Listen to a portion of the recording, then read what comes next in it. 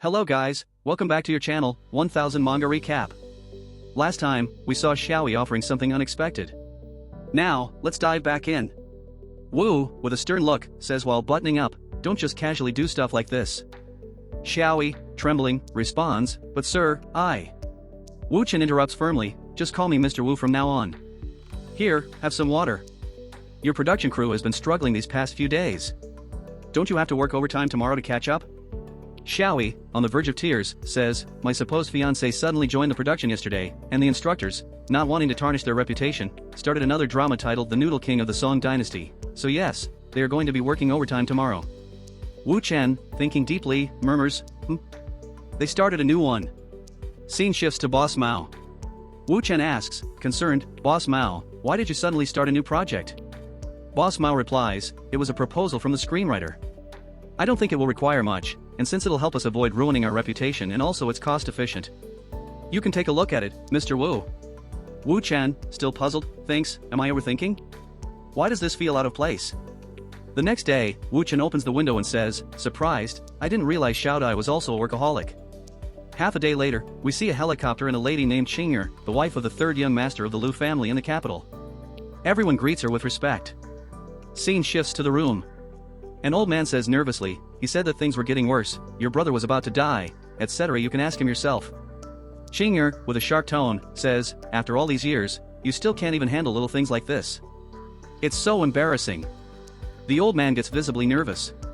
Qing'er, impatient, demands, "Who's the person that wants to talk to me? Hurry up and don't waste my time." Wu Chen steps forward and explains, "Someone is plotting behind the scenes to blow up your family and my employees, creating conflicts between us." Qing'er, eyes narrowing, asks, "You? Who are you?" Wu Chen, smiling confidently, says, "My girlfriend is Li Ruobing, and you are the third young lady of the Lu family. A conflict between us would mean a conflict between the Lu and Li families. Third young lady, someone is secretly messing with us. Are you sure you want to allow it?" Qing'er, exhaling smoke, responds, "There are so many people who want to sabotage the Lu family. Do we need to investigate everything that happens?" Wu Chen, realizing her reluctance, thinks she has no direct conflicts with Ding Ruilong. Now that nothing happened, she naturally doesn't want to involve herself. Wu Chen, with a calm demeanor, says, "It's fine as long as you're okay with it. But since you're here, why don't you be the village's townkeeper?" Qing'er, chuckling, says, "You're doing this to prevent conflict from happening between the Lu and Li family? Ha, I'll do it your way." Scene shifts. Wu Chen hears a voice, a dash. Don't. What are you doing?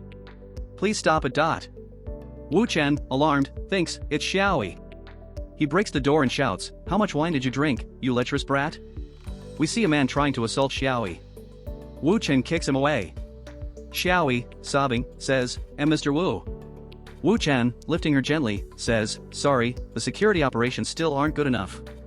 This kind of incident will never happen again in our company." Suddenly, Wu Chen hears a strange sound. Fire! A fire broke out. "Put out the fire."